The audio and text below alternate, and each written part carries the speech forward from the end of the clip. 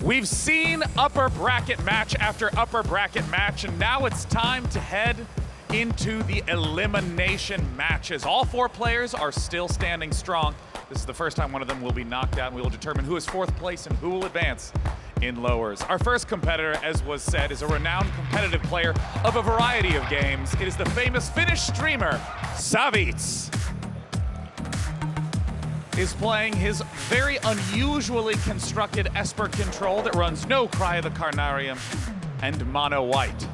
Savjz's opponent managed to find the way to play the most games to get here. Not only did he get knocked down in the first round on the first day and have to win through lowers, and then did it again on Saturday, and now he's here to do it again on Sunday.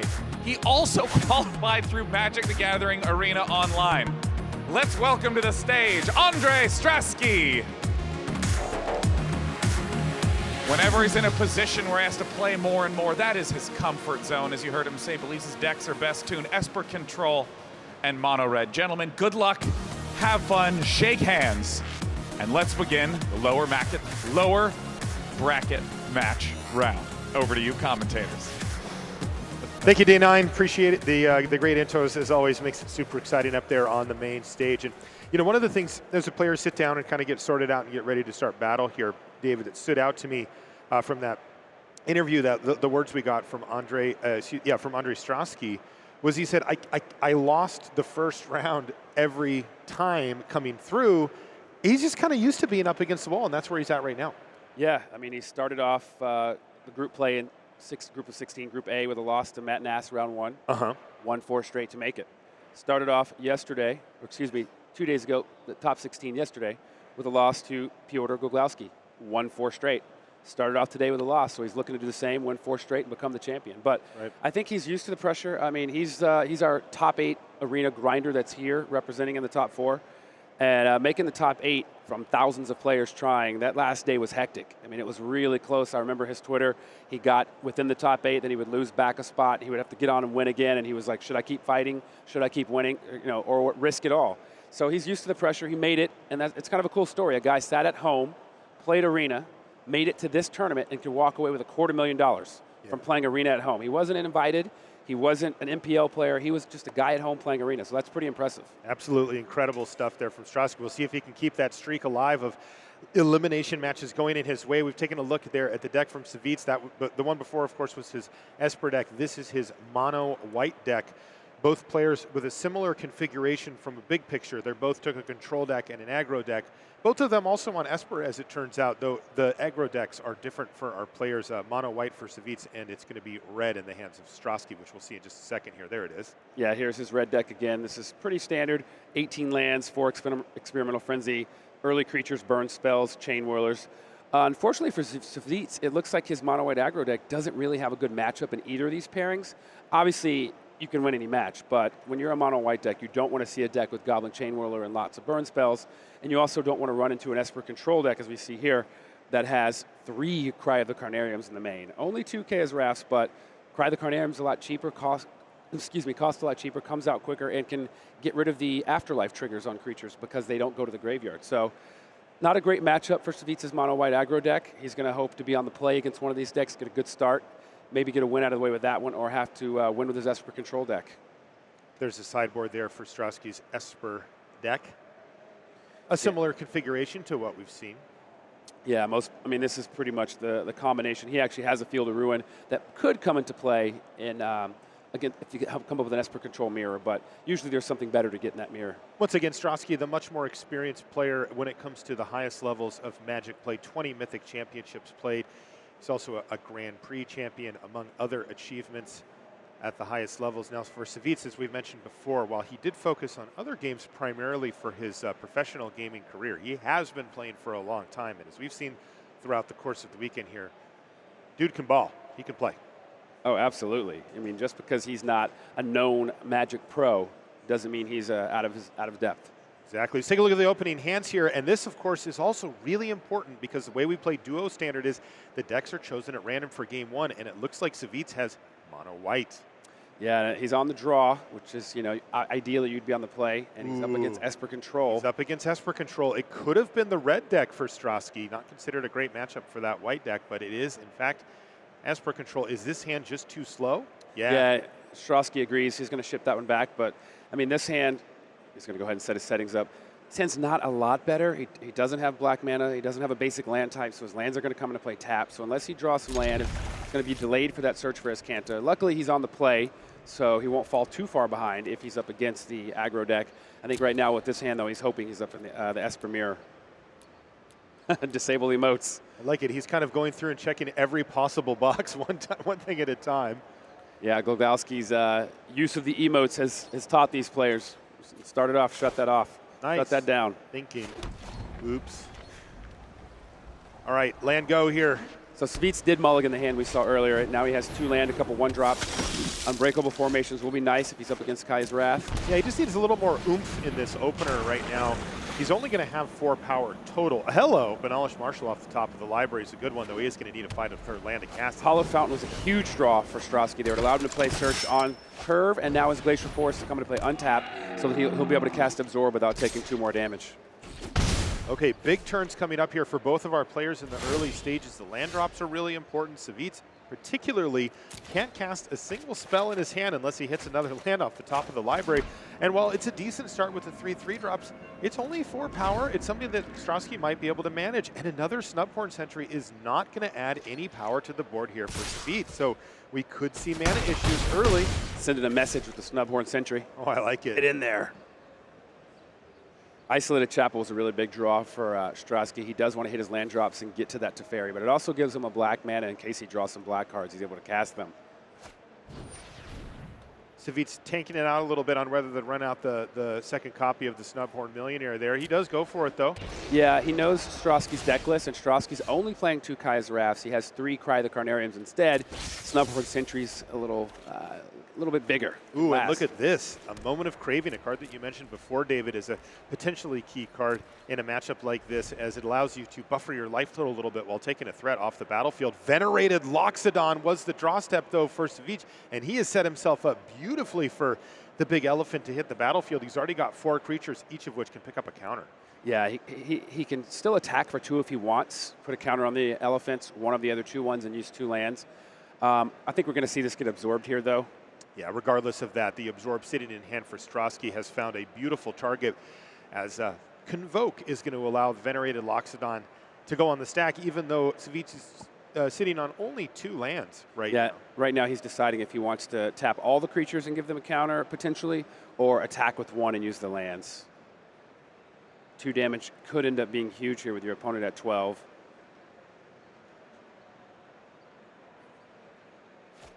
He does present lethal if he taps all the creatures for it, though. Although he does if he attacks for 2 also. Yeah, so this is a big reversal here now. At least he managed to keep the 2 damage coming in, but with the 3 life gained, Strosky's going to end this sequence with the same board state, but up a life over where he did when he passed a turn back. He's still digging for lands here off of this search for his Kanta. Oh, and here we go. Kaya's Wrath. Can he afford to keep that on top? Yeah, it's a really tough spot. I don't think he can, because there's no guarantee the black mana is coming. I mean, he does have a Chemister's Insight. He does have a Chemister's Insight. He could cast this turn. He's at 13, only facing 4 damage to go to 9. So it's possible you can keep it. This is a huge decision now for Andrei Strosky very early in the game. Is he going to try to craft his game plan around Kaya's Wrath, needing to find that second black mana source? And he is. I think so. With Chemister's Insight, you've got a couple shots at finding a basic land, plus your draw step, plus you can search. So you're looking at the next 4 cards. Is there a land finally? Mana. There's a land now for Savjz. That's a big draw for him. It opens up the other cards in his hand and also leaves him the opportunity to potentially foil the plan from Strosky. Although if he runs out the Benalish Marshall and Strosky finds a black mana source, woof. Well, his opponent didn't play a land last turn, so he knows he knows Strosky doesn't have one in hand. The question is, will he find it? And if he does find it, does he even have the Wrath? Having only 2 in his deck, it's not likely. It's also interesting to think about what's going through Savjz's head when you see your opponent say, search for his Kanta, I'll keep it on top, go. Yeah. Right, no land drop. But if you play this Marshall here and your opponent casts Kaya's Wrath next turn, it's backbreaking. You've got nothing left but 2 spells that really don't do anything in this spot. This could be the huge moment here in game 1 between these players, as Benalish Marshall is going to resolve, and Strosky's in an interesting position. He could take 3, 6, 7, 8 damage, drop down to 5, and cast Chemister's Insight in a desperate act, try to find that untapped black mana source, but it looks like he's going to take a little bit less damage here and take down one of these Sky Marcher aspirants. Does this also keep the number of permanents favorable? 1, 2, 3, 4, 5, 6, 7. The reason he did it there is, I guess, to stop potentially Loxodon, because there would be 5 untapped creatures, and if you let that resolve, then he could just tap them. I mean, I don't think you worry about that happening. And there it is, Isolated Chapel on the top of the library for Andre Strosky. Plays it and slams Kaya's Wrath, and look at the look on Savjz's face. He can't believe it. This is not the way this game wanted to go, and Strosky says, I think I'll take this moment to have a little sip of my beverage. Thank you very much. Yeah, it's also interesting because by casting the Moment of Craving, he didn't Chemister's Insight, so he limited his chances at finding that black mana. He still had 2 looks thanks to the search for his Kent, but he found it in the first one, and now a land off the top means that Savjz has literally no pressure on the battlefield whatsoever. He desperately needs to find some action, and he needs to do it quickly because look at that. Teferi, Hero of Dominaria, set to come down this very turn, David. This one could be over quickly. Yeah, Savjz is probably kicking himself. You know, he wishing he'd held up one of those unbreakable formations. It's really unfortunate when you lose a game and you're holding the card that could have saved you, but you didn't cast it. So, gosh, extra bad here. He has 2 of them. It's just super annoying. Yeah, I mean, it's just a little unlucky there. If Strosky doesn't find the black mana, he's feeling like a champ right now, attacking for the win. So totally, and that is the type of decision that you need to make when you play these mono white decks. They are not forgiving. Yet, when it goes awry, it is ugly, and boy, no luck here at all for Savjz. He's going to find another land off the top of the library and has to pass back. Again, no creatures at all, nothing in sight here for Savjz, and he finds himself woefully behind a Teferi, Hero of Dominaria. That is the type of card, we call it snowballs, right? I mean, it just gets out of hand so quickly. Yeah, it's hard. Once a Teferi gets going, if you don't have any pressure and have anything threatening your opponent's life total if it's low or the Teferi's loyalty, you don't have long to be in the game. It's pretty tough to overcome a Teferi. Chemister's Insight main phase here because he gets to untap a couple of these lands. Could have found him something like Zorb or something like that.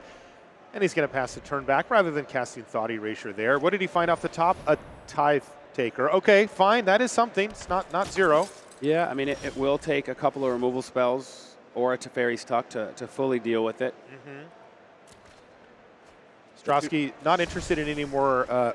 Cancel that order. There's Cry of the Carnarium, the perfect answer. Remember, Cry of the Carnarium exiles any creatures that went to the graveyard this turn, and that means a Tithe Taker will not trigger that Afterlife ability, and it's just a clean 1-for-1, as we call it. He's going to start off with a Thought Erasure. Unlikely his opponent has anything, but yeah, this is just Strosky being very careful, right? He's making sure that the way is clear, and he sees probably what he expected, something along the lines of 2 spells that either don't do anything or even a couple of lands. So here we go. Cry of the Carnarium is going to take care of Tithe Taker and keep that Teferi train rolling, and there's really no way out here for Savjz from this point. Yeah, the Teferi trigger is going to give him 4 mana available so he can activate Azcanta the Sunken Ruin if he doesn't need to cast anything. He's got a couple of negates in hand, which is going to easily take care of History of Benalia here. 2 Mortifies and a Vraska's Contempt can take care of any creatures. I mean, History of Benalia is one of Savjz's best draws, and right now, Andre Strosky had 4 answers to it. He has two Mortifies and 2 negates in his hand. This one not going Savjz's way at all. It all came down to that critical turn where Strosky found that second black mana source and was able to deploy that Kaya's Wrath. And that's going to do it. Game number 1 goes to Andre Strosky. I still wonder about the casting the Moment of Craving there. I mean, I feel like you have to give yourself the most chances to find black mana because if you don't, you die. Even with that Moment of Craving, he still was basically dead if he didn't find the black mana. You have to find it either way. I don't know why you wouldn't give yourself the most chances you can. You wanted him to cast the Chemister's Insight. I truly believe you have to cast Chemister's Insight there. But it worked out a lot of shots, right? You draw the 2 cards there. And then after you do that, you get your Search for Azcanta trigger. You could go 4 cards deep. 4 cards deep to find one. Whereas by casting that Moment of Craving, he only allowed himself 2 shots at it. So you get double the chances to basically put yourself in the position we just saw. And if you don't find it, you pretty much lose the game. Yeah. So really risky decision there by Strosky, but it worked out. Hey, it's good to be Andre Strosky. He had it right on top. He didn't need 4 looks. He only needed 1. And there was that Isolated Chapel, and we saw that Kaya's Wrath hit the stack about as quickly as possible. So that is game number 1 going to Strosky. He has really made a name for himself in this tournament. Whenever he's up against elimination, he seems to just keep winning. He hasn't lost. Yeah, and he strangely put himself in that position as soon as possible both times that he had to for the round of 64 and the round of 16. He just lost his first round in a double elimination tournament. That means you have no wiggle room, no losses to give, and so he's like, all right, then I guess I won't, and just ran his way through. So we're going to see mono red aggro against Esper control here. Savjz's mono red aggro has 4 moment of cravings, which that 2 life is pretty huge here against some of these small red creatures, so it's likely to be a big factor here. Very solid hand for Savjz on the play. A couple Teferis, but Kaya's good. The exile ability of a 1-drop can easily take care of cards like Get To Lava Runner, Fanatical Firebrand.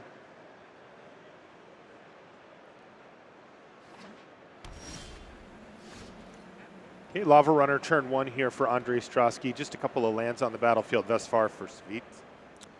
Yeah, Strosky's hand is a little slow, a little clunky. You know, you started with a 1-drop, but it's only a 1/2 because there's not any spells in the graveyard yet. If he plays the Get To Lava Runner, he could also cast Light Up the Stage here. He's got a few options, but again, this hand isn't super fast. Doesn't have a lot of burn. Doesn't have any burn. Legion Warboss. Like that one. He's going to go with Runaway Steamkin, the type of card that can charge up one insane turn. Yeah, Savjz is not running any Cry of the Carnarium, so he doesn't have to worry about land sweeper on this turn. Only way he can remove multiple creatures is Kaya's Wrath in the main deck.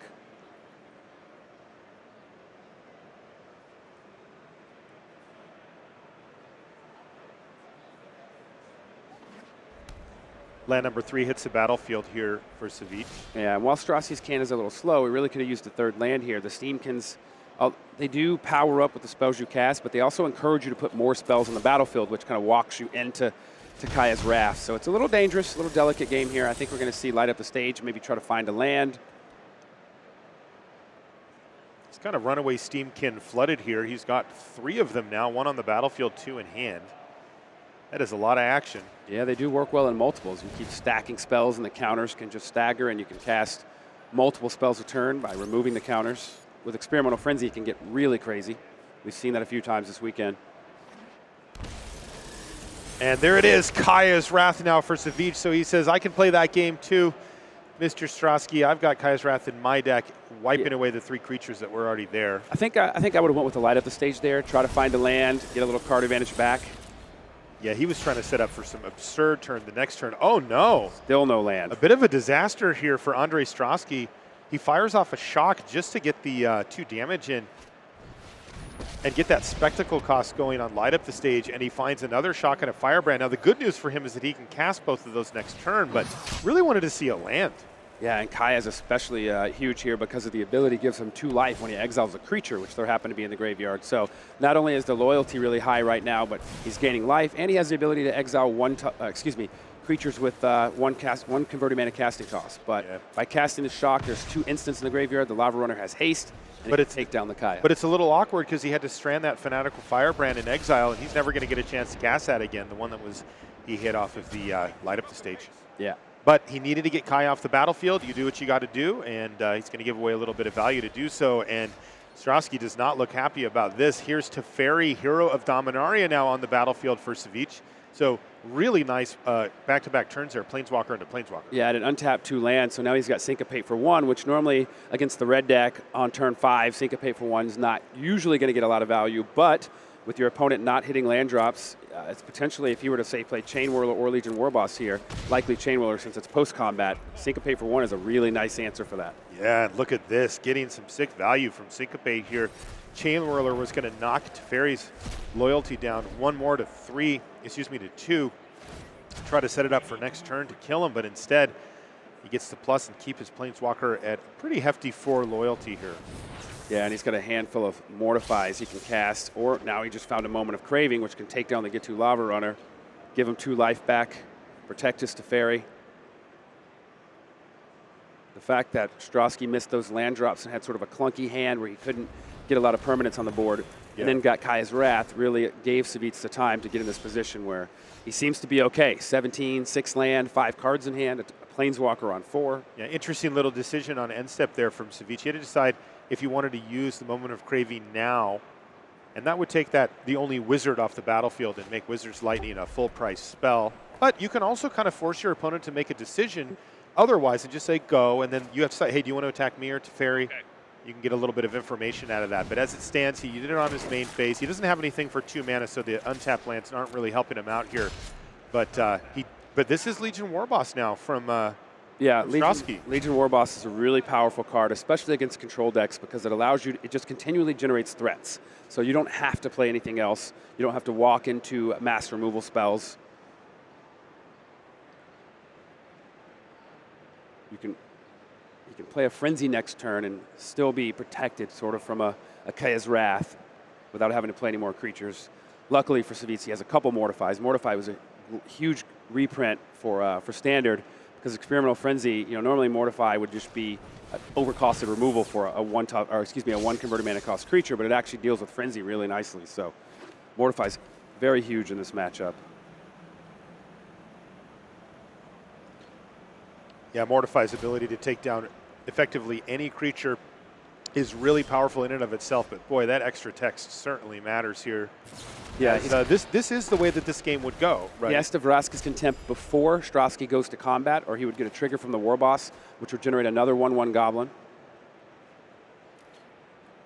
And once again, Strasky trying to manage, and here he goes. He's going to fire off the Experimental Frenzy, and he even gets lucky here and hits a land off the top, though the Wizard's Lightning, unfortunately for him, not currently castable. Yeah, if he was truly lucky, there would have been a 1-drop underneath that. Yeah. Maybe a Skewer the Critics or something he could cast to target Teferi. But instead, it's going to be Mortify.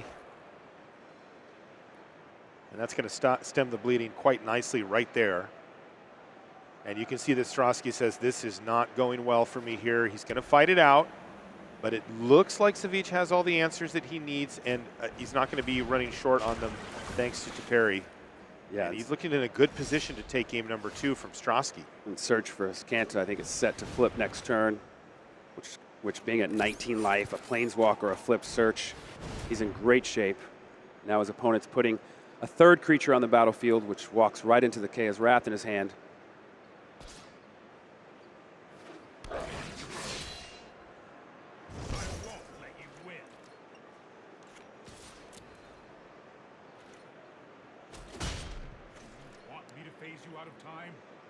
Goblin has been doing a pretty good job of keeping Teferi in check, at least on some level, down to 2 loyalty. But the Goblin's not long for this world. Right, that's the problem, is that Kaya's Wrath is going to come down here and just sweep away the board. No time for a break. Going to go ahead and draw a card with Teferi. Got to get all the information you can.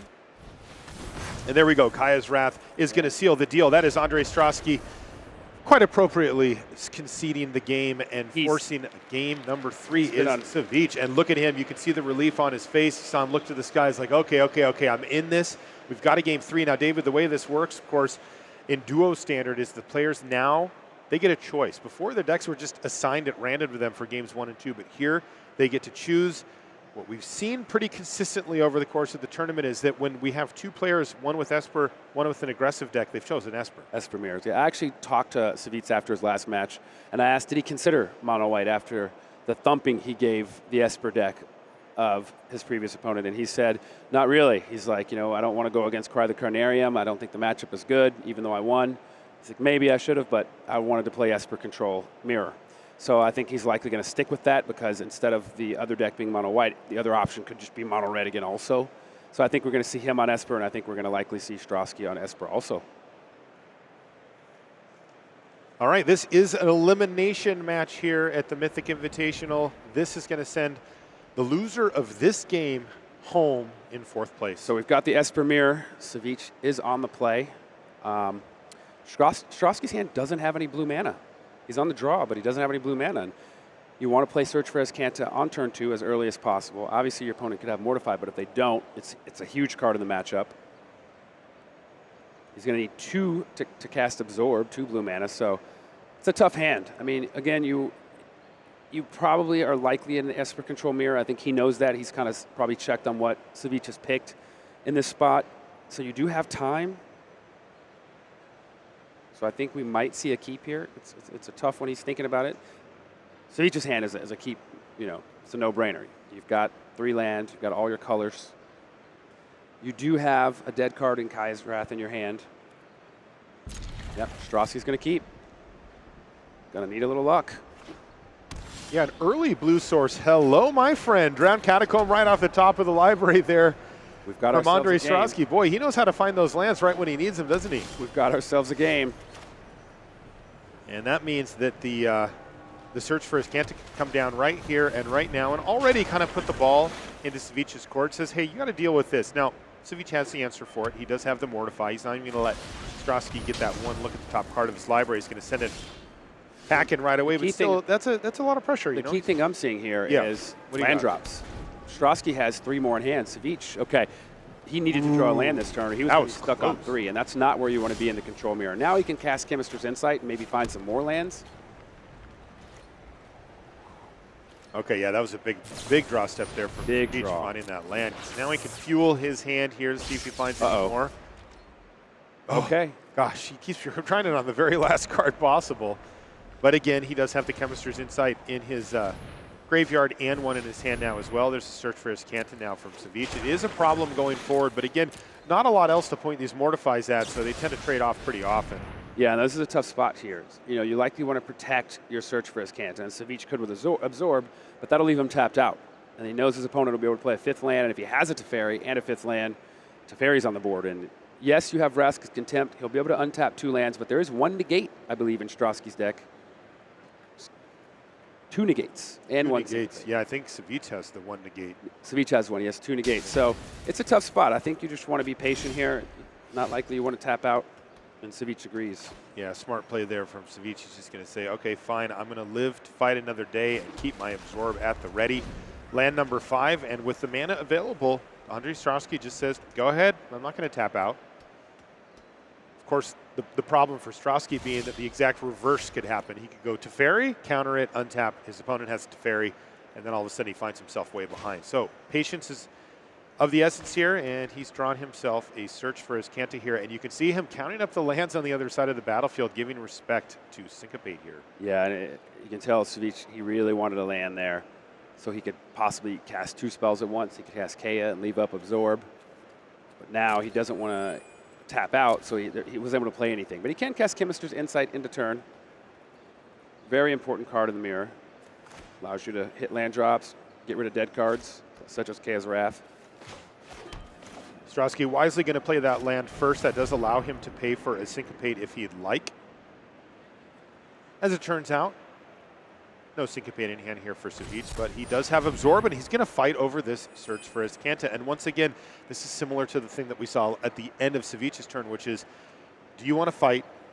If Strasky decides he wants to fight, he can open himself up to getting Teferi on the battlefield. But look at the read here from Strasky. He says, I am going to fight over this. Now, if Savjz drew a Teferi here, it would be really, really incredible because he could play it, possibly draw 6 land off the trigger, untap 2 more, and have Absorb up. But Strasky, he doesn't. Yeah, took some risk here, and it's a Planeswalker hitting the battlefield, but it is not Teferi here of Dominaria. It's Kaya or Usurper. It's pretty huge here. It pressures the graveyard, which keeps the search for his Kanta from flipping.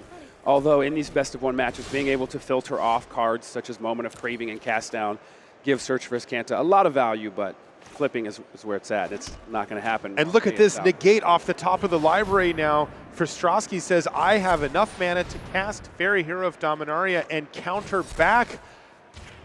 And that means that he's going to resolve to Fairy and get this major Planeswalker rolling here. A huge addition to his board. Yeah, but luckily for Savjz, he has Vraska's Contempt in hand. He just needs to fade Strasky, drawing in the second negate, which he didn't. Yeah. Strasky has 2 copies of Negate, often a card that we do see in the sideboard, and 1 copy in the deck for Savjz. These are some of the important cards. The counter spells matter, and then there's a few cards that each deck has that can actually win the game. And then the rest of the cards kind of don't matter. You can ignore them for the most part. As long as they help you, anything that helps you get these creatures, or excuse me, these planeswalkers or these win conditions going, like Mastermind's acquisition, those are the ones that are important. Yeah, so right now we've got it looks fairly even, but having the Kaya against a search that won't be able to flip is pretty huge. And this is interesting. Absorb on the top of the library here for Strosky. Normally the type of card that you'd want to see, but he is behind on board to Kaya, so an Absorb might not get him there. Wow, Mastermind's acquisition's a big draw. Wow, down to a swamp for Strosky. Is he finally up against it where he can't win when facing elimination? He's got mana left over. He could get Unmoored Ego the Teferis out of Strosky's deck, and that'll leave him with just one Mastermind's acquisition. Yep, here we go. That's exactly what he's doing, David. Unmoored Ego goes on the stack for Savjz. This is a huge play with no way to interact for Strosky. You can see the pain on his face. He hates seeing this critical card when you have so limited number of cards in your deck that can actually win you the game. If you get this many of them stripped away, it's going to leave Strosky with almost no way to win. He's going to have one Kaya and one Mastermind's acquisition. And there go all the Teferis now. Savjz has stripped them away. It also knows that it's just a swamp in hand now. And it gives you some breathing room, right? You know your opponent can't just top deck that Teferi, so you can play a little looser. You can tap out. You can take more risk. Perhaps lucky there for Strosky as well. It also shuffled away that Absorb, which I don't really think he wanted to draw anymore at that point. But this is just a terrible spot for him. As you mentioned before as well, the search for his content, that thing's not going to flip anytime soon because Kaya is just going to town on Strosky's graveyard. Yeah, and Savjz has two Chemister's Insights hanging out in the graveyard ready to be jump-started. Well, let's get this engine running here because there's the first one, a backup Teferi as well. And the play pattern from here is not pretty. If you're sitting in Andre Strosky's seat, Savjz now gets to continue to plus Kaya, and next turn we will see Teferi. And a Cry of the Carnarium is not what Strosky wanted to see off the top of the library. That means that Savjz is going to be able to resolve Teferi, Hero of Dominaria, if he'd like. And that is one step much closer to advancing to the next round and leaving Andre Strosky in 4th place. Yeah, first he's going to jumpstart that Insight. Vraska's Contempt now to deal with the one Kaya in Strosky's deck. There it is. Teferi, Hero of Dominaria hits the battlefield, and this is going to be a critical one-turn window here. As what does Savjz see off of it? A Thought Erasure. That's not going to do anything here, and his hand not looking good. It's all blanks for Savjz. Now, very much has the advantage thanks to his two Planeswalkers, but there is a one-turn window here where Strosky could find some answer for Teferi and maybe claw his way back in, but boy, he has so few win conditions and so few outs at this point. It's looking really bad for Strosky. Even if he drew his acquisition, I don't know what he would do right here. I mean, I think he would have to just draw Vraska's Contempt. That's what I think he wanted. Get rid of the Teferi, but looking at his list, he's only got one Vraska's Contempt in it. I believe he may have casted this game. Okay, yeah, and we should be just about done here then. There's Syncopate off the top of the library there for Savjz. What does he have? Now another Kaya's Wrath off of the Teferi, but Teferi's loyalty starting to go upwards, and right now Kaya is going to start getting scary as well. If you're sitting in Strosky's seat, this one may have slipped away from him. Yeah, if you look at the body language of the player, Strosky's got kind of a smirk, like he kind of knows what's happening. He knows what his fate is. What do you think he's thinking about? Where he's going to spend that 40,000. I like that. It's not a bad day, you know. I mean, it's unfortunate to not go further. I've been there in competitive events, but nice little payday. I think he'll be all right. Maybe get him to the next tournament. Syncopate hits the graveyard. There's an Absorb off the top of the library, but that is far too late given what we see on board. And that is the problem that Andre Strosky faces here from Savjz, applying massive pressure with his pair of Planeswalkers. And Teferi, Hero of Dominaria, keeps on ticking upwards. 7. Teferi's at 7. In another turn, he'll be at 8, and then we could see an ultimate from Teferi. And once permanents start getting exiled from Strosky's side, it'll be over. So there's 15 cards in exile, and Kaya's at 10. Ultimate's 5. Each one does a damage per card in exile, so that's 30. So I think we're likely going to see -5 next turn to put him at 8, and -5 again. Uh-oh. Uh-oh, he's going to disable emote so that he can say good game, because this is Savjz winning the round, and look at that smile on his face. He is going to advance and knock Andre Strosky out of the tournament in 4th place still. an incredible run for Andre. Congratulations, Andre, on your top 4 finish here, but it will be Savjz advancing to the next round here in our top 4. Welcome back to the booth here at the Mythic Invitational. I'm Marshall Sykov. That's David Williams. Thanks so much for coming along for coverage here. What stood out to you, David, going down the stretch on that one? I mean, it just didn't quite coming together there for Andre. Yeah, I mean, Savjz stayed composed. I mean, I think he lost the first one, came in with the Esper mirror. At times, things looked like they could be rough, but he pulled it out. Yeah, played really well. did. Yeah, and it's impressive because, as we said before, Andre Strosky has been doing this all weekend from Thursday, Friday, Saturday, Sunday long. He came in, and first things first, lost his first match, then had to win out. Then he made it to the top 16, lost his first match, had to win out. And now he was up against it once again, but finally found his match there with Savjz.